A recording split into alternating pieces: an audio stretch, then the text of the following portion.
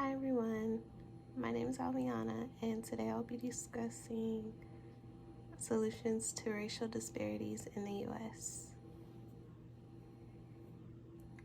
So as an overview of this presentation, I'll be discussing the definitions of race and ethnicity and how they are both social constructs. I will also be discussing how rates of incarceration, income, and wealth distribution and educational institutions and systems perpetuate our current normalized level of institutional racism toward minorities in the U.S. I'll provide ideal solutions for these issues as well as a conclusion and appendix containing websites of foundations aimed at helping.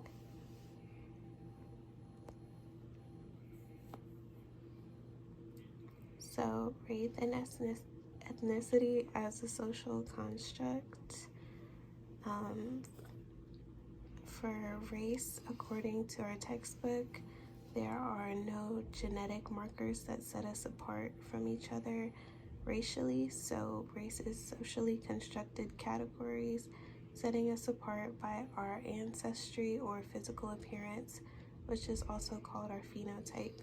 These factors that set us apart are height, eye color, hair texture, and skin color. It has become a normal part of society to treat people with increasing amount of unfairness the darker their skin tone is. The prevalence to whiteness is rewarded in the U.S. society by having more access to power and status the lighter your skin tone is. Racism has become so normalized within society that it has gone beyond the individual level of treating people unfairly based on their skin tone, as clearly displayed in times such as the 1950s and 60s when slavery and Jim Crow laws were active, and it has graduated to institutional levels of racism and discrimination that are perpetuating and holding the ingrained hierarchy of race within American society, where white people are at the very top holding most of the power, wealth, income status, access to healthcare, and advantages in the legal system, as well as the educational and housing system. In looking at ethnicity, our textbook defines ethnicity as a category of people who share a similar lifestyle due to their religion, culture, nationality, or history. This has become another way to categorize people, making it easier to therefore discriminate against them. While categories may seem like they are meant to bring people together with people who look like them with similar backgrounds, it can actually facilitate an attitude that you must only identify with one race or ethnicity despite having multiple identities, which is so for people who are biracial or multiracial. Despite identifying with one racial or ethnic group, you can be roped into or identified as another based on your skin tone and prevalence to whiteness. Racial categories are placed place specific as well as time specific, meaning they depend on geographic location,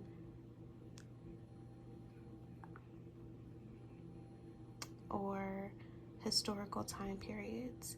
At one point, immigration groups such as Germans and Polish people were considered to be minorities within American society, but as time went on, they acclimated into society and they became grouped in to the white category based on their skin tone and high prevalence to whiteness. So now that we can fully see that race and ethnicity have been socially constructed to make it easier to facilitate a racial hierarchy in American society, let's look at some more specific examples of institutions that work to uphold this hierarchy and some solutions to these issues.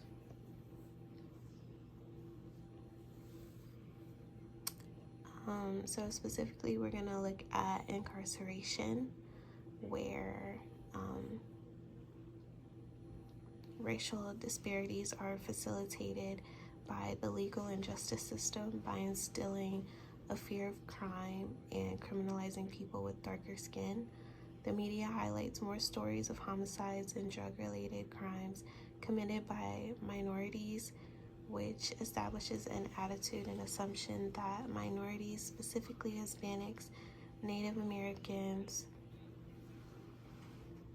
and Black people commit more crimes and associate with drugs more than white people, when there are actually no significant differences of rates of crime and drug consumption among minorities in comparison to white people.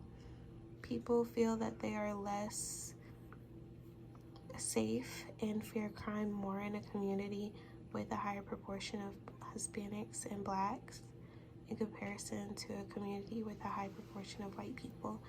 As a result of this, crime and police stoppers target Black and Hispanic communities as low-hanging fruit because their communities are instilled with more fear of crime, and their crimes are easier to catch because most of them are conducted in spaces, in open spaces, in comparison to white people in predominantly white communities. Blacks and Hispanics are targeted in their communities by police, often suffering police brutality because of their skin color, which is seen as a weapon, and also causing them to be heavily overrepresented in the U.S. prison system, which is termed as mass incarceration. They often get heavier sentences and are seen as guilty until proven innocent instead of innocent until proven guilty. Sentencing for drug charges is often higher for drugs associated with poor people, such as crack, but lower for drugs associated with more rich people, such as cocaine. So how can we address these issues?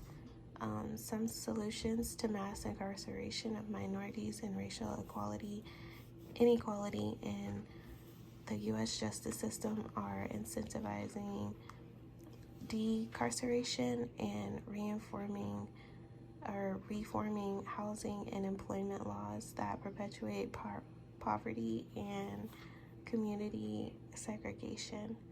Mass incarceration is currently incentivized where prisons get paid by how many inmates they have, and the higher the better. And police stations place incentives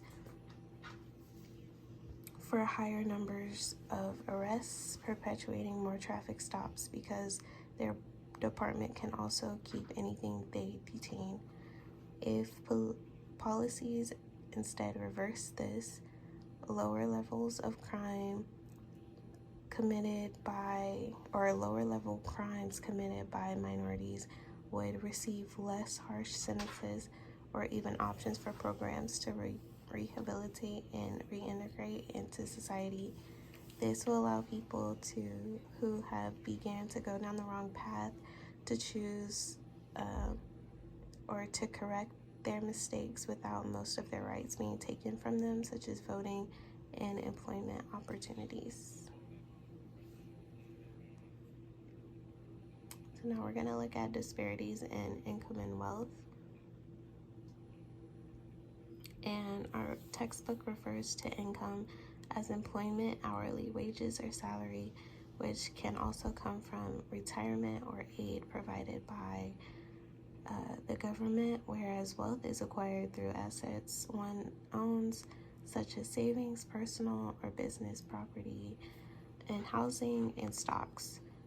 Wealth is usually passed down through generations and can help families secure quality standard of living, and can work to have an influence on how much political power they hold.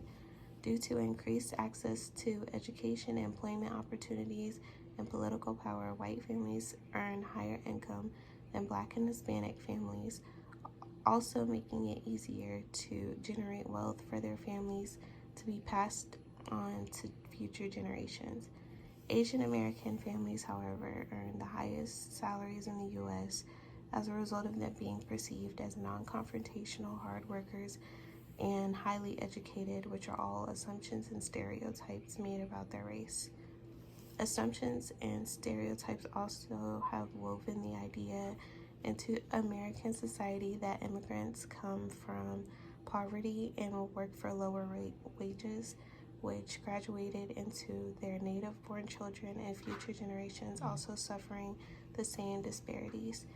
U.S. company owners also replace many of their American workers with immigrants for this reason, which widens the income gap between minorities, who are mostly considered the working poor class, and white people who are usually financially secure within society.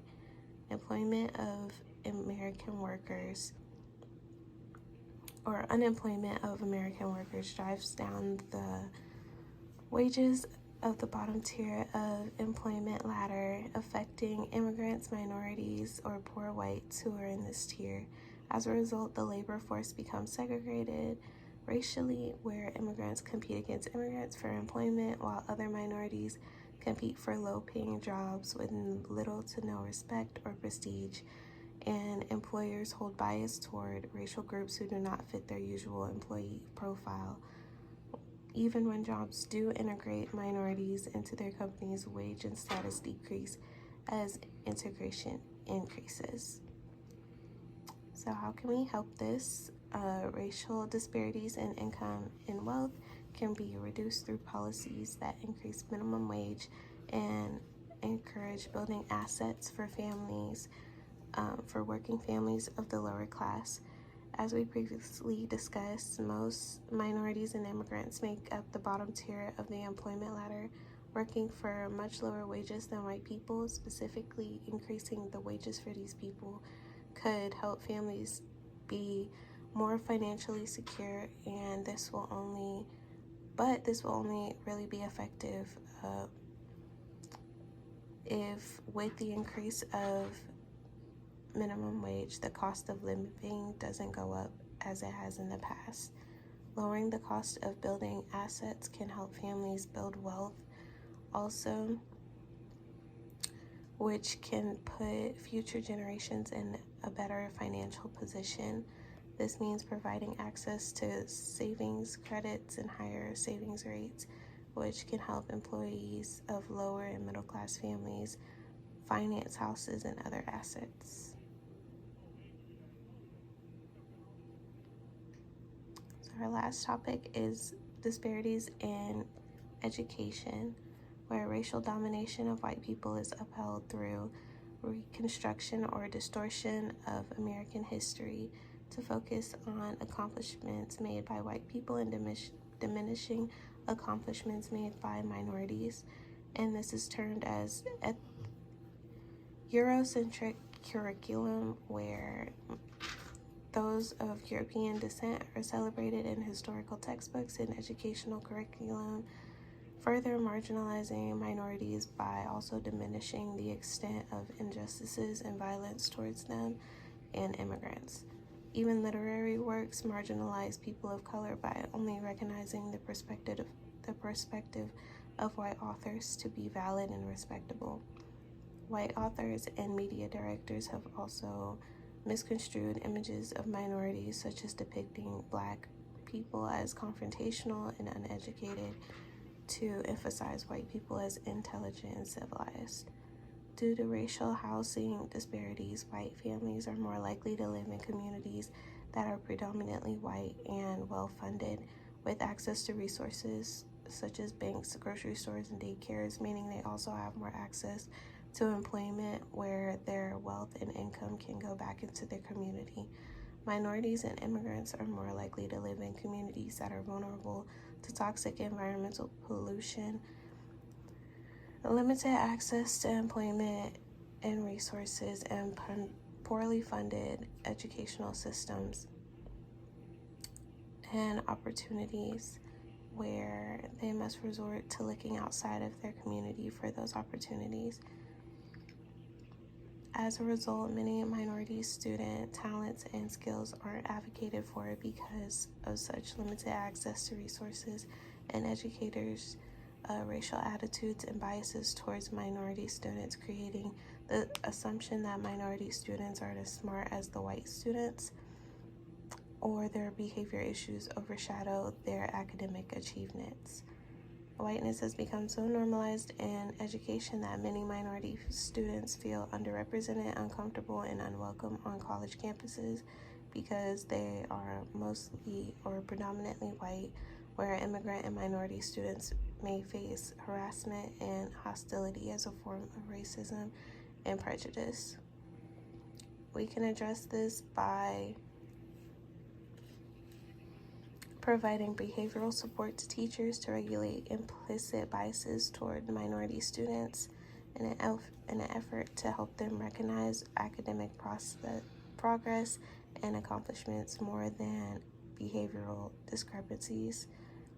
And another solution is more inclusion and representation of educators of colors, which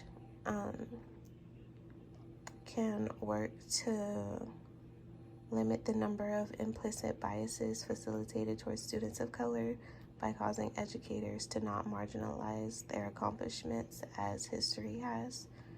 And they're more likely to be more inclusive to accomplishments of minorities and immigrants throughout history, which can also help make students feel more comfortable and respected or represented on campus.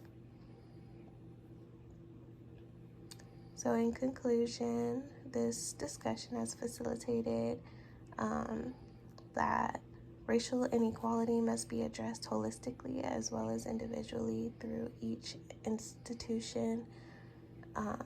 Racism is perpetuated in order to be effectively addressed, since all facets of life are interconnected, such as education, housing, employment, income and wealth distribution, access to health care, and crime and punishment.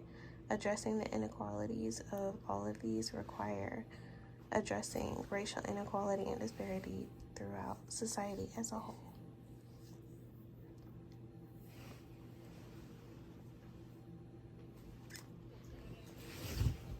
So here are my references. Appendix. Thank you.